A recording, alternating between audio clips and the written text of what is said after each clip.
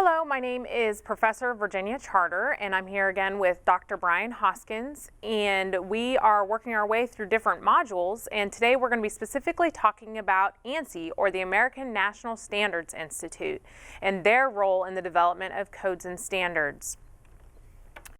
Today we're going to learn about what role ANSI plays in the United States, what role ANSI plays in the world, and as well as how are those ANSI standards developed. As a little bit of background, ANSI has been around since 1918. Their mission is to enhance the global competitiveness of U.S. business and improve the American quality of life through standardization. And so this is an important aspect of ANSI because they want to make sure that the creation of standards and codes is implemented through a voluntary consensus process. Similar, and as we discuss the different modules, the standards are going to be developed through collective knowledge of different individuals or organizations and companies. Later on, Dr. Hoskins will be discussing that process, but it's important to understand that ANSI is essentially the group that standardizes how standards are made. And so they're the standardization of standards. And so it's important to understand that role that ANSI plays. And so here in the United States, there are many different standards development organizations. As you may have seen already in other modules or modules that you've yet to be seen, we talk about the National Fire Protection Association or the International Code Council. And all of these play a different role in the development of different standards and standards development organizations.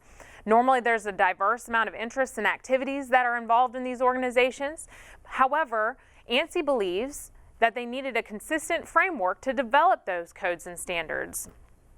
So ANSI facilitates that neutral forum for the development of standards through public-private partnerships here in the U.S. And so that's important because they want to have a lot of people involved from both public entities, so your governments, maybe state, local, or federal, and then as well as private partnerships, so corporations. And so when we get into those different processes of the different organizations, you'll see a lot of the similar names brought up between public and private groups. There's an effort in both of those sectors, both public and private, to develop standards and to create a standardized process in order to develop those codes and standards. So that way voices are heard from different interest groups, as well as that there is a process on how to inform the public of what is going on in the standards process. Additionally, ANSI plays a vital role in accrediting the standards development organizations. And so they're the only organization here in the U.S. that provides that accreditation, and they review the processes that are used within those different organizations, those different SDOs. And a lot of times what they do is they help bridge that gap between the government and industry. And that connects those standards development organizations, public officials, and agencies to have a common place where they can have information exchange. So far, we've talked about what ANSI is. Now we're going to talk more about the role that ANSI plays within the broader community of development of codes. So ANSI represents a wide variety of interests, everything from companies, professionals, and consumers. Unlike many other codes and standards that are agencies that are focused in on one specific application or area, ANSI represents everyone. It's really there to give a neutral forum for public and private sectors to work together to create these voluntary consensus standards. What's that minimum level that everyone's going to say is this is what we need to do to have a usable product, system, building, or what have you. So ANSI really accredits other standards organizations and their process. So a lot of what ANSI is about is, well, is the process a fair, open process that meets the goals of that consensus standard?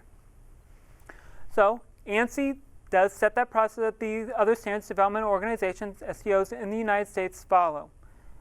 These are going to be following several key principles that we'll talk about in detail in the coming slides.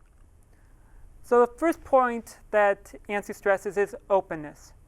Any ANSI standard has to allow access to anyone that wants to participate. So the people that are directly or materially affected be it someone who has to work with a product or system, or someone who manufactures it, or someone who has to, the AHJ, who has to enforce it.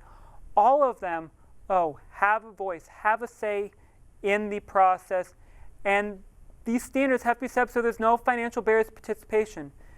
The standards organizations, while they don't have to pay for everyone to get to them, they can't have the, yes, you have to pay $5 million to walk in the door to participate in our process, or any amount of money that requires you to do that where it would be a burden for some people to be able to participate in the process, because then it's not an open process to everyone, only those who would have the resources.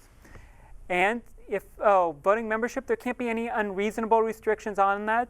Now, there can be some restrictions, but they can't put on anything that would make it so where individuals who would be materially affected and want to be able to participate in the process would be excluded from that.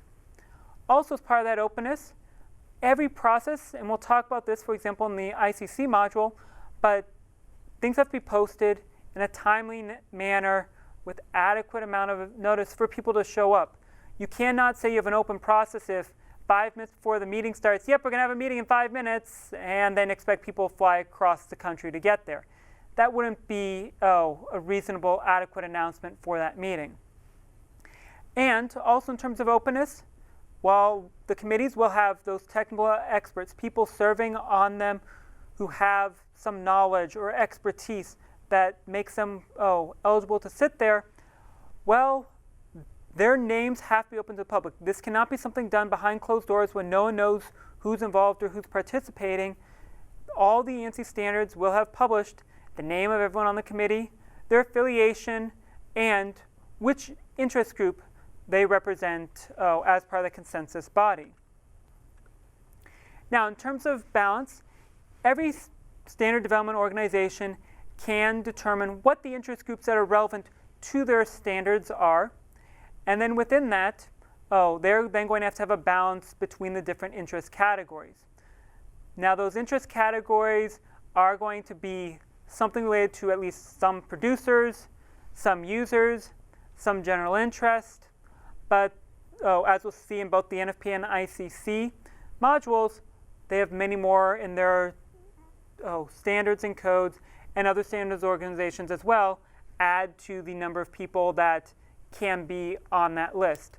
So from each of these groups, for general standards, at least no more than 1/2 can be from one particular interest group. While if you don't have a half people, you then can't, going back to that dominance thing we had before, if you had 51% that was of one interest group, they could then dominate the process. Now, for many of the fire protection codes and standards that we're interested in this series of modules, we're related to safety systems, safety products, and so on. And there, ANSI says no more than 1/3. Why? Because once we start dealing with safety, we want to make sure that we do not have even a close of the, well, it's 50% and then one person goes over type thing. We want to make sure that it is at true consensus when safety is involved. Now, let's say a committee does not have enough members because someone has stepped off the committee, retired, or for whatever reason left, and now they've fallen below. The committees can seek out new members to make sure that they have the appropriate balance. For example, there have been times where I've been contacted by different individuals of they wanted someone from their interest group to be able to get on to achieve the balance. There's going to need to be someone from another interest group. And so because of that, they were reaching out to people in other interest groups to see if anyone would be interested to serve on that committee. And so it doesn't have to be completely random voluntary people flocking to them. They can seek out other people. But it's important to keep that balance and make sure that people truly are representing their interest group while they serve on that committee. Now, one of the other goals of the ANSI process is to make sure that the standards are coordinated and there's harmonization. So there has to be a good faith effort to make sure that any two standard development organizations who are developing a similar or related or have in existence related codes and standards are in compliance with each other. Any direct conflict should be noted. Now, this is not saying that they necessarily have to therefore adopt what someone else has done, but they have to at least give a good faith effort to try to find common ground in this process to coordinate their activities or harmonize the process. In some cases, there are some standards that are actually published by multiple organizations, standards development organizations, because they had each been working on their own and decided, you know what, it's better to just do this jointly, but they still want their name on the document rather than ceding those rights to someone else. And ANSI process, if there is no attempt at harmonization, you do not do that good faith effort, ANSI will not accredit that standard as being an ANSI standard because ANSI wants to make sure that everything within the US codes and standards are in agreement, because they are, from ANSI's perspective, really one set of codes and standards. So the US entry into that world, and where there are not currently US codes and standards, there should be an attempt, and even if there are, an attempt to harmonize with those international standards where appropriate. Now, part of the ANSI process, and I mentioned this before about making things timely, but there has to be a notification of standard development. Anytime a standards development organization wants to either start working on a new standard or code, or they're going to revise one, they have to make it publicly available and known that this is going to be this is going to take place. They will submit PINs, a project initiation notice to ANSI. So ANSI knows it's going on, and ANSI will post it through their means as well as there's the expectation that the standard development organization, again, do their best to try to reach out to the affected parties and make sure that everyone who might have a interest in the matter is going to be represented on the committees that they're putting together or is able to attend the meetings that they're holding. Now, this notification of the population, general population, or of those affected individuals has to take place for all phases of standard development. It's not acceptable to say, yeah, we're going to start on this and never say anything again until you get final publication. Every step has to be, again, open to the public, and it has to be notified so people know what's going on. Now, within the process, there has to be consideration of views and objections. So within the ANSI-approved standards, and again, we talk about this in the National Fire Protection Association and International Code Council standards, but they have to accept input from the general public as far as what it is that that public thinks needs to be changed. Now, they can ask for a justification. That's perfectly acceptable. Just because someone says, and the public says something should change, doesn't mean that the committee has to do that. Just that they can then read that justification, and then the committee can vote on it. And if they reject the input that the person gave, there has to be a means of appeal made available to the person who put it in. It cannot be where it's simply we say no on the committee, and therefore nothing else can be done. The person who put it forward has to then have a way of appealing that process to then keep it going, so that way they get a full hearing on their thoughts and proposed changes or new ideas. And all affected parties have to have access to this, as we've talked about previously. It cannot be where only certain individuals are allowed to participate in the process. Now, one of the big things that we mentioned this before, sort of about that lack of balance or having no dominance and a balance on the committee, is committees have to reach a consensus. Now, ANSI does not explicitly say what percentage that should be to reach a consensus. What's a good enough number to say that we have enough people in agreement here that we can say this is a minimum consent standard that's buying into what most people believe? Obviously, a 100% requirement would not be realistic, because then just one person who had a very strong opinion could shut down anything. And so we want a consensus of everyone. One person shouldn't be able to dominate the process, but just a simple majority, some and many groups do not view that as truly a consensus, because 51 of the 100 people said yes, 49 said no. That's sort of a, well, if someone had been sick that day, maybe the vote would have changed type approach. So because of that, many go for more like the 2/3 requirement, where it's that's a sufficient number to know that it wasn't just a fluke that it happened to pass, but also not so demanding that everyone would have to agree to it. Now, within the process, any negative vote, if someone on the committee decides that they do not like what's being proposed, they are required to provide a justification. if there is no relative justification given, so you can't just say, I don't like it. You have to give a reason why. Without that, it can be counted as an abstention or a no vote without comment, which ends up, as far as the tally goes, doesn't count because, again, open process. If someone is saying no, they should be able to justify why it is that they're saying no. And without that, it's not that open process, consensus process. And so I said this then leads to most of the affected parties will agree with what's in that standard. Not everyone, but the majority will. So I previously mentioned appeals, and ANSI explicitly deals with that. So anyone who has put in their proposal and got it rejected have the option to appeal. Now, ANSI says that process has to be identifiable.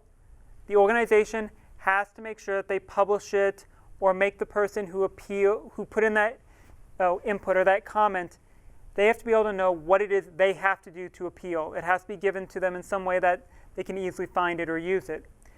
The appeal process has to be realistic. It cannot be something that, sure, we offered an appeals process, but there's no physical way for someone to actually complete it. And readily available. Again, it has to be something that doesn't require, for example, a very specific computer operating system that's installed on only 2 computers in the country or anything like that. It has to be something that everyone has access to in order to properly appeal the decision that's against them. Again, all this is about openness, transparency, and making sure that the public has a say and that they know why it is that decisions have been made the way that they have been. Now with this, everything that the standards, approved ANSI standards do, they have to have written procedures for. ANSI's not necessarily dictating a lot of the details of that. Different standard development organizations will do it in their own way. Do they have live hearings, or is it by video recording, video webcast, or is it paper ballots? Whatever it is that they're doing, ANSI's not going to get involved with that. Only that they have to have written procedures. Anyone who wants to know what's happening can have access to those procedures, see what it is, so that way they can participate. And ANSI also requires that the ANSI antitrust and patent policies get followed. Now, I'm not even going to pretend to be a lawyer and explain these in detail here, but essentially what it boils down to is all the ANSI standards have to be so where they're not infringing upon trade, so where all the different interest groups can compete, can put their products into the marketplace, and that no one individual or one company's patent is making it so where they now have a monopoly on what a code requires. Again, wanted to make sure that it's open process and everyone can be involved with it. Now, ANSI also looks at compliance. Things that must be done as far as this goes is that any standard development organization that ANSI approves must follow all the ANSI requirements and guidelines that we've overviewed previously. Also, ANSI does say that metric units are preferred. So in pretty much every ANSI standard, you'll at least see the metric equivalent given, if not the solely just given in metric. But since metric units are preferred, that will be there. Why? Because even though in the US, metric may not be the most commonly used system, some of these standards are used internationally, and as far as harmonization with the international community and even within the broader US community, the metric units give a more standard base of doing that. Now, as far as compliance goes, the other thing is that ANSI, you cannot publish a code or standard and leave it there and never touch it again. Why? Things change over time. We all know this. It's just a fact of life. And so ANSI wants all codes and standards to either be revised or reaffirmed within 5 years. What this means is part of the standard development organization's process, within a 5-year cycle, they have to look back at the code and either say, yes, we still like what's here, we're not making any changes, because they go through that full public process. No one says anything, they keep the code. There are ways to get extensions up to 10 years potentially, but after 10 years, even with extensions, if the standard development organization does not revise or reaffirm their code, so 5 years without extensions, up to 10 years with extensions, if nothing is done, ANSI pulls the accreditation of that standard, and it's no longer a standard that therefore has the same criteria and weight as the other ANSI standards do. In addition to the vital role that ANSI plays within the United States in the development of codes and standards, ANSI also plays an important role internationally. With the International Organization of Standardization, ANSI is the representative for the United States within that organization. They play an important role within other organizations that are also international, such as the Pan American Standards Commission, the International Accreditation Forum. And what's important is that ANSI represents the U.S. interests when it comes to codes and standards, and to make sure that our codes and standards that are developed here in the U.S. are protected internationally. It also helps when our codes and standards that are developed here in the U.S. are applied or adopted internationally.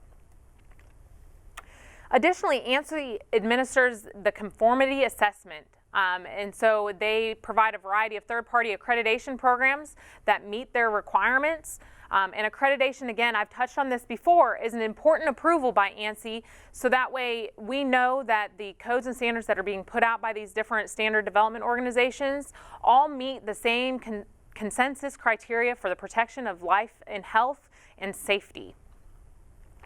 So we've discussed a lot today when it comes to how ANSI plays an important role in the development of standards and organizations.